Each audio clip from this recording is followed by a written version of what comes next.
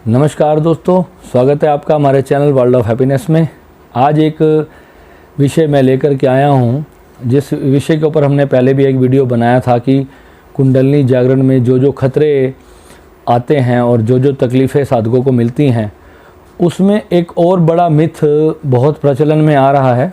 आज मैं सुबह मुझे एक साधक ने एक वीडियो का लिंक भेजा और उसने बताया कि ये एक यूट्यूबर हैं जो कि एक बड़ी संस्था है, मैं उनका नाम नहीं लेना चाहूँगा। उन्होंने एक वीडियो डाला था कि उन्होंने बताया था कि जिनके भी आज्ञा चक्र में खिंचाव आता है और वो प्रॉपर थर्ड आई का पूरा कोर्स करवाते हैं और व्हाट्सएप ग्रुप्स के माध्यम से जो है वो साधनाएं करवाते हैं। और थर्ड आई के बारे में उन्होंने काफ़ी सारी चीज़ें करवाई। थर्ड आई पे जो ध्यान जो लोग करते हैं, उनको जो खिंचाव, जब कुंडलिनी शक्ति जागृत होती है तो जो खिंचाव उनके पूरे मस्तिष्क में हो रहता है 24 घंटे, और उसको कंट्रोल करने की उन्होंने एक टेक्निक बताई कि किस प्रकार जो है ना अपने ध्यान को आप अपने थर्ड आई से अपने सहस्त्रार की तरफ लेकर जाएं और वो ऊपर की तरफ लेके जाएं। बहुत अच्छा, बिल्कुल सही बताया, और ये एक अच्छा तरीका है और बहुत अच्छी टेक्निक है, परंतु ये केवल साधकों के लिए है।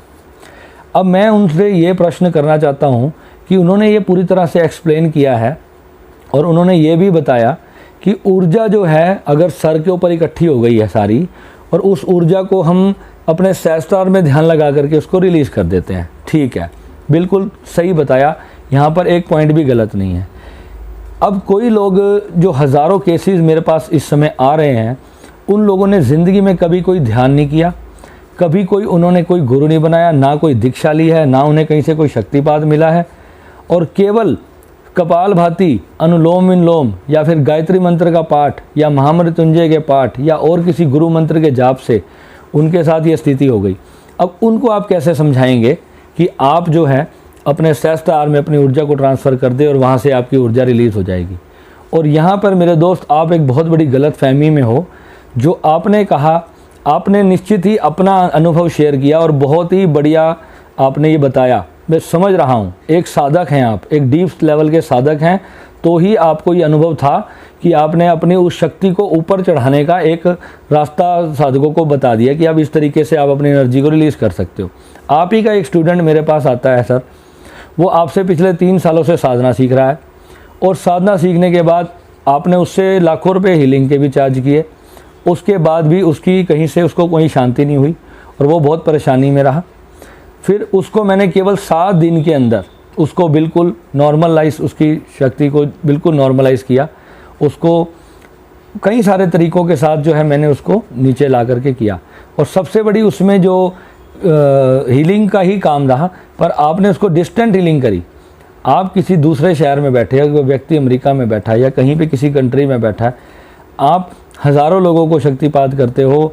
आप कैसे किसी एक पर्टिकुलर व्यक्ति की डिस्टेंस हीलिंग करके आप उसकी कुंडलिनी को शांत कर सकते हो? कुंडलिनी कोई खिलौना है क्या मेरे भाई? आपने उसको कह दिया कि ले मैंने तेरी कुंडलिनी शांत कर दी। कुंडलिनी को कोई धरती का माई का लाल उसको शांत नहीं कर सकता। जितना भी बड़े से बड़ा कोई गुरु आ जाए ना, वो ये कह दे कि अगर मैं कुंडलिनी को, किसी की जागृत हो गई कुंडलिनी को मैं शांत कर दूंगा, तो ये एक नंबर के झूठे लोग होते हैं। मेरे दोस्त, आप इतने बड़े लेवल पे हो, मैं आपके चैनल का नाम नहीं लेना चाहता, परंतु आप इतने बड़े लेवल पे हो, लाखों लोग आपको फॉलो करते हैं, और आप एक ऐसी विधि उसको बता रहे हो जिससे कि उसकी ऊर्जा और भड़क जाएगी, और उससे जागृत कैसे होगी, उससे और ज़्यादा उसके अंदर ऊर्जा आएगी। आप जिस ऊर्जा की बात कर रहे हैं ना, वो आप जो नॉर्मल जो लोग सीमेन रिटेंशन करके अपनी काम ऊर्जा की शक्ति को ऊपर चढ़ाते हैं, आप उस ऊर्जा की बात कर रहे हो। और जो साधक किसी गुरु से शक्तिपात ले लेता है और मंत्र के उच्चारण से, किसी जागृत मंत्र के जप से उसको जो ऊर्जा प्राप्त हुई, वो ब्रह्मांड से अलौकिक ऊर्जा जो उसके अंदर प्राप्त हो रही है, जो उसके केवल एक सहस्त्रार और अग्नि चक्र के बीच में पूरी सर में इकट्ठी हो चुकी है, नीचे का सारा सिस्टम उसका पूरा ब्लॉक पड़ा हुआ है, आप उसको कह रहे हो कि आप ऊपर की तरफ ध्यान लगाएं। अगर वो ऊपर अपने सहस्त्रार में ध्यान लगाने की कोशिश करेगा तो और ऊर्जा का प्रेशर उसके अंदर आएगा और वेग से उसका सर तरबूज की तरफ फटने की तरह होगा। जैसे कि मैंने पहले वाले वीडियो में बताया, वो दर्द जिस साधकों को फील हो चुका है, वो ही साधक इस दर्द को समझ सकते हैं कि उस वक्त कितनी ज़्यादा तकलीफ़ होती है। और लोग गुरुओं के पास जाते हैं, कितने कितने आश्रमों में जाके इसके बारे में इंक्वायरियाँ करते हैं कि यहाँ से कहीं से हम ठीक हो जाएं। फिर वो ठीक क्यों नहीं हो रहे? अगर वो आप ही के स्टूडेंट हैं, आप मेरे भैया इस नंबर पे आप कॉल करें, अगर आपके पास मेरा वीडियो पहुंच जाए तो आप ज़रूर मुझे कॉल करें और मैं आपको साथ डिस्कशन भी करना चाहूँगा इस टॉपिक के ऊपर कि आपने इतना वीडियो ओपनली डाल दिया और आपने कहा कि आप सहस्त्रार पे करें। और जो लोग केवल मूल बंध जिन्होंने लगाए हैं, केवल कपालभाति की उन्होंने वो करी है, योग करी है, उसके कारण एक व्यक्ति मेरे पास आया था, केवल 5-7 दिन उन्होंने केवल मूल बंध की प्रैक्टिस करी और उसकी कुंडलनी एक्टिवेट हो गई। अब उस बेचारे को 1% नहीं पता कि कुंडलनी शक्ति होती क्या है, अब इसको मैं कंट्रोल कैसे करूं। वो कह रहा भैया मैं पूरी तरह से नपुंसक हो गया हूं, मेरी शादी नहीं हुई है, मेरा जीवन खराब हो गया है। ये अपने गुरु को गालियां दे रहा था वो इंसान जिसने उसको ये योग करवाया। बाबा पता नहीं वो जो नाम नहीं लूँगा, समझ जाओ कौन सा बाबा पूरी धरती पे जो मशहूर हो रहा है इस समय योग में, वो बेचारा उसको फॉलो करता था और उसने उसके कहने पे योग किया। और योग गलत नहीं है, योग कोई भी गलत नहीं है, पर केवल योग गलत है। योग एक ध्यान की शुरुआती प्रक्रिया का नाम है।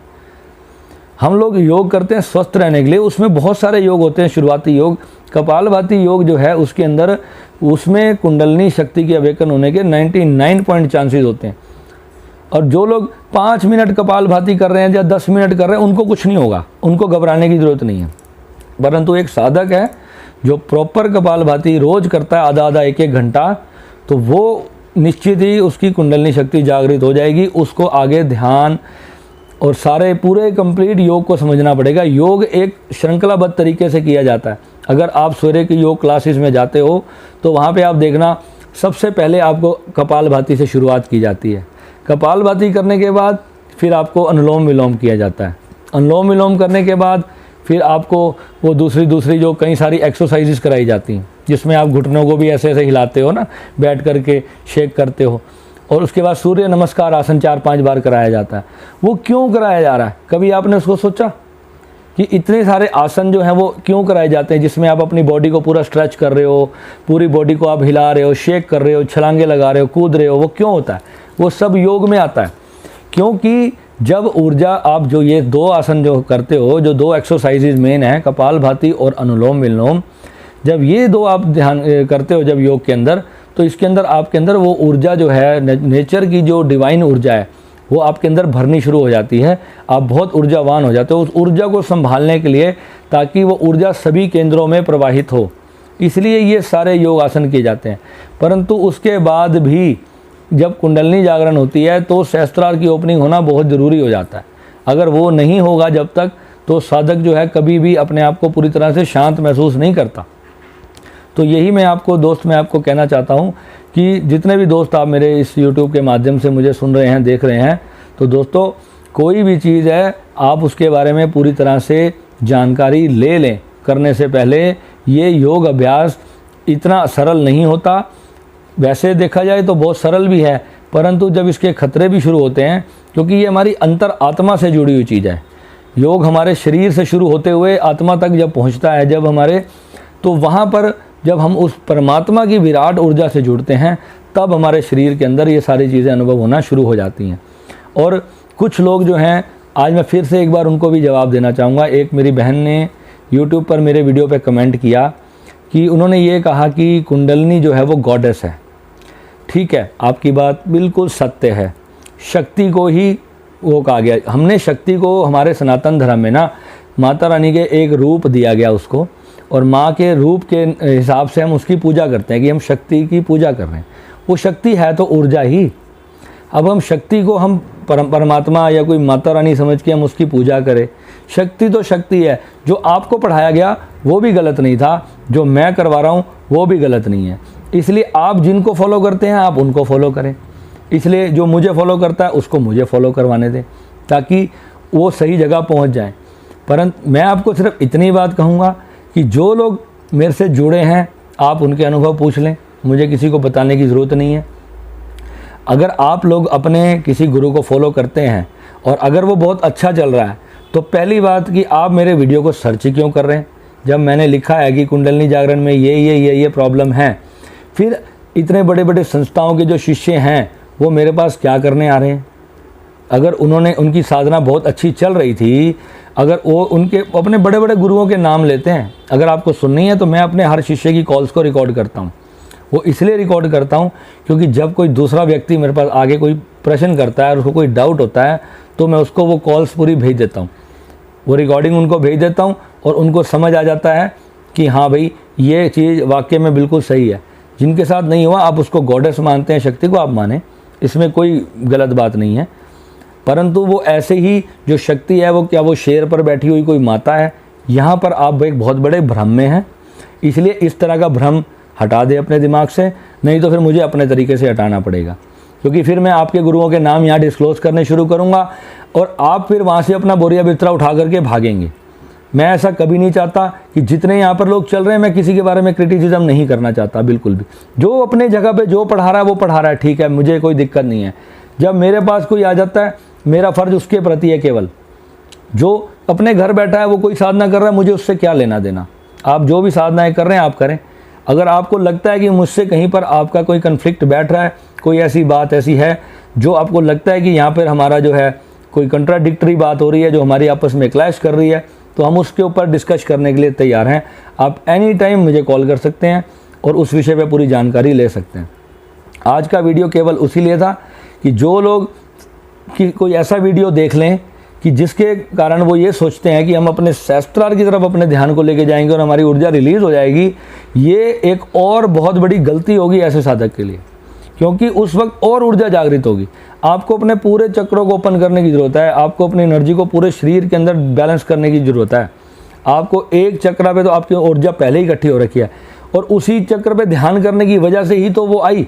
मेरे पास साधक ये बोलते हैं कि भैया मेरा तो ध्यान आगे चक्र से हटता ही नहीं है, तो वो शास्त्रार्थ में कैसे ध्यान को लेके जाए?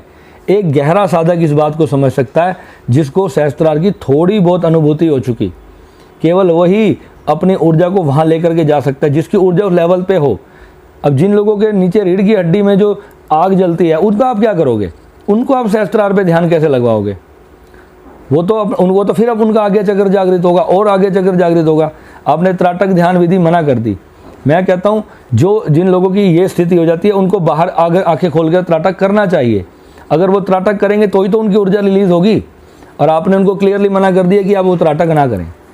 त्राटक भी करना पड़ेगा इस स्थिति के अंदर। ऊर्जा को कहीं से कहीं खर्च करवाना है और वो अनंत ऊर्जा उसको आती जा रही है। अगर वो ऊर्जा खर्च ही करेगा, उसका कोई रास्ता नहीं बनेगा, तो वो कैसे उस ऊर्जा को संभाल पाएगा?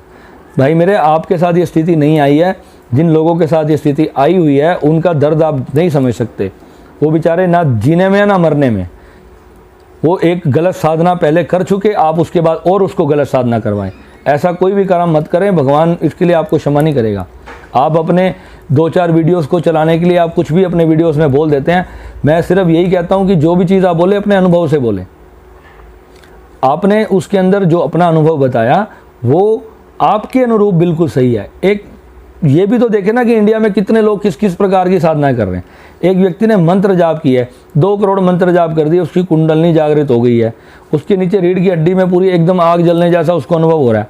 अब बताओ उसकी स्थिति को कैसे संभालें? हम क्या बोलें कि तुम शास्त्रार्थ में ध्यान लगाओ? उससे तो और ज़्यादा भड़केगी। पहले उसके सारे चक्र खुलेंगे, उसके बाद ही तो वो धीरे धीरे शक्ति ऊपर रिलीज होना शुरू होगी। एकदम से 10 साल की साधना 10 मिनट में किसी को नहीं कराई जा सकती। इसलिए पहली तो बात यह है कि आप अपने कोर्सेज में ये से ध्यान है। मैंने आपका चैनल देखा है, आपके अपने ही कोर्सेज में आपने इस तरह के ध्यान डाले हुए हैं। जो साधक पहले इस स्थिति में जाएगा फिर वो आपको कंट्रोल करेगा, फिर आपको वो कॉल करेगा, फिर आपको कहेगा गुरुजी मेरे साथ ये हो गया, मेरे साथ वो हो गया। आप पहले तो खुद ही आप ऐसी साधनाएं करवा रहे हैं जिसके अंदर साधक इस स्थिति में जाए, तो आप ऐसी साधना क्यों करा रहे हैं? आप बोलते हैं कि अपने विशुद्धि चक्र में ध्यान लगाओ, आप ओम का जाप करो, आप हीलिंग सिखा रहे हैं, आप रेकी सिखा रहे हैं। पहले साधक को अपनी बॉडी लेवल पे इतना स्ट्रांग होना चाहिए, तब जाकर के साधक हीलिंग करेगा। जब उसके अंदर अपनी ऊर्जा नहीं है, एक साधक के विचार ही 24 घंटे नकारात्मक थॉट्स के अंदर, वो साधक 24 घंटे परेशान है, आप उसको हीलिंग कराओगे तो वो कैसे हीलिंग होगी उसकी?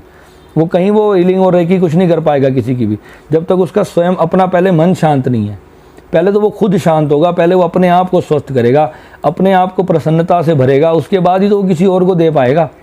आप डायरेक्ट सिर्फ कुछ पैसों के लिए आप किसी को भी कोई भी शक्ति साधना दे देते हैं, कोई मंत्र साधना आप दे देते हैं, तो ये बहुत गलत है मेरे दोस्त। ऐसे काम मत करो, आपको फिर इसमें भगवान भी क्षमा नहीं करेगा।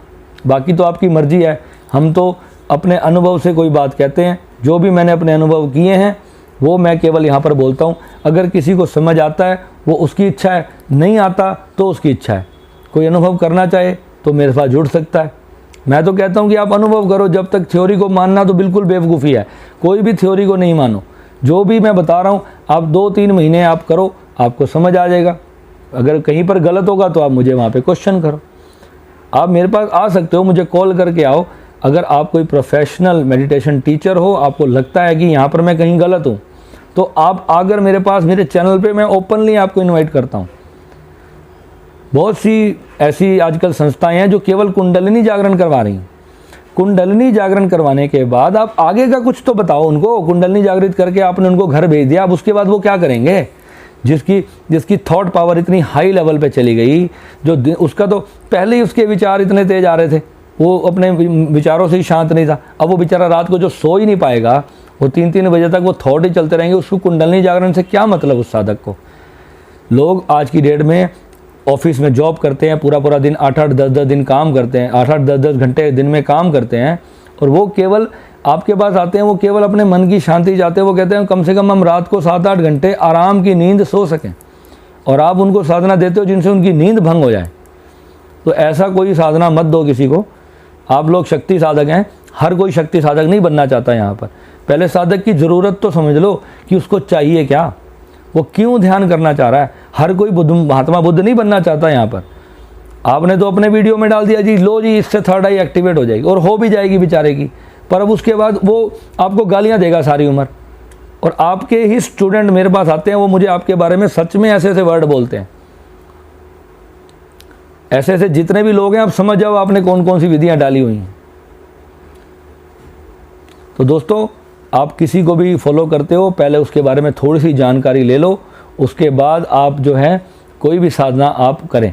दुनिया में बहुत सारे लोग हैं जिन्होंने फेमस होने के लिए बहुत कुछ दुनिया भर की कचरा पट्टी दुनिया को पिलाई, और यहाँ पर इस चैनल पे ऐसा कोई काम नहीं किया जाता।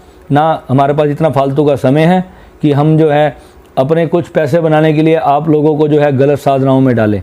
बहुत सी ऐसी साधनाएं हैं, मेरे पास लोग बहुत फ़ोन करते हैं, मैं उनके व्हाट्सअप का रिप्लाई भी नहीं करता, क्योंकि जो चीज़ किसी के हित नहीं कर सकती तो कम से कम उसका अहित करने का हमें अधिकार नहीं। ठीक है। नमः शिवाय।